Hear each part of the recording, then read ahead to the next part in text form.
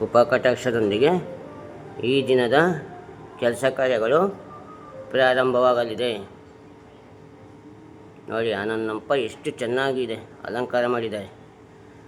ಆ ಕಿರೀಟ ನೋಡ್ರಿ, ಅಲಂಕಾರ ನೋಡ್ರಿ, ಫ್ರೇಮ್ ನೋಡ್ರಿ,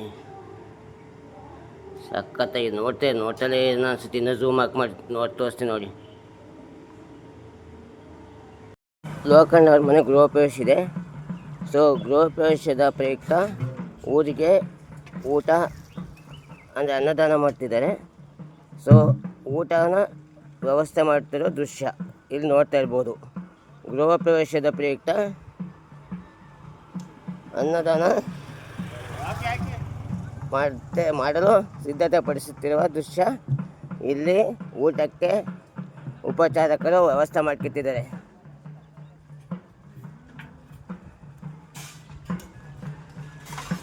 ಮಧ್ಯಾಹ್ನ ಊಟ ಇರುತ್ತದೆ 12 ಗಂಟೆ ಹಂಗೆ. ಎಲ್ಲರೂ ಬಂದು ಊಟ ಮಾಡ್ಕೊಂಡು ಹೋಗಿ. ನಾನೇ ಕರಿತಾ ಇದ್ದೀನಿ. ದೊಡ್ಡಗೆರೆ ಸ್ಥಳ ನೋಡಿ. ಇದು ಮನೆ ಎಂಟ್ರೆನ್ಸ್. ಇದೇ ಹೊಸ ಮನೆ, ಲೋಕಣ್ಣವ್ರ ಮನೆದು ಕಟ್ಟಿರೋಂತಕ್ಕಂಥ ಹೊಸ ಮನೆ. ನೀವೇ ನೋಡ್ತಾ ಇರ್ಬೋದು ನೋಡಿ. ಹಳ್ಳಿ ಕಡೆ ನಮ್ಮೂರು ಈಗ ಬತ್ತ ಇಂಪ್ರೂವ್ಮೆಂಟ್ ಆಗ್ತಾಯಿದೆ. ಸೊ ಹೊಸ ಆರ್.ಸಿ.ಸಿ ಮನೆಗಳೆಲ್ಲ ಓಪನ್ ಆಗ್ತಾಯಿದೆ. ಈಗ ಬಿಡಿ ನಮ್ಮೂರು ಸಿಟಿ ಆಗ್ತಾಯಿದೆ ನೋಡಿ. ಎಷ್ಟು ಚೆನ್ನಾಗಿದೆ ಮನೆ. ಹಳ್ಳಿ ಕಡೆಯಲ್ಲಿ ಇಂಥ ಮನೆ ಕಾಣ್ತಾ ಇರೋದು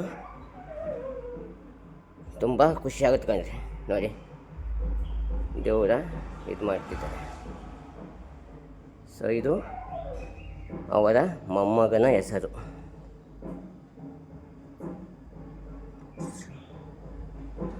ಇದು ಮಗಳ ಹೆಸರು.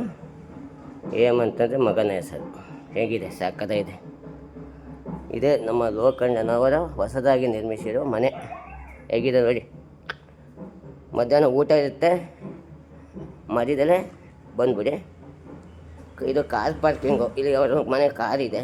ಸೊ ಕಾರ್ ನಿಲ್ಲಿಸಲು ಮಾಡೋ ವ್ಯವಸ್ಥೆ ನೋಡಿ. ಹಿಂದಿಂದ ಮರಿಬಾರ್ದು ಅಂತ ಲೋಕಣ್ಣವರು ಬೆಳೆದು ಬಂದ ಮನೆಯನ್ನು ಕೆಡವುದೇ ಹಾಗೆ ಪಕ್ಕದಲ್ಲೇ ಕಟ್ಟಿದ್ದಾರೆ. ಇದು ಅವರ ವಾಸ ಅಂತ ಒಂದು ಹಳೆಯ ಮನೆ. ಇದು ನೆನಪಿಗೋಸ್ಕರ ಹಾಗೆ ಇಟ್ಕೊಂಡಿದ್ದಾರೆ. ಇನ್ನೊಂದು ಹೇಳೋಕ್ಕೆ ಇಷ್ಟಪಡ್ತೀನಿ ಸ್ನೇಹಿತರೆ, ಇಲ್ಲಿ ಏನು ಅಡುಗೆ ಮಾಡ್ತಿದ್ದಾರೋ ಇಲ್ಲಿ ಒಂದು ಮನೆ ಇತ್ತು.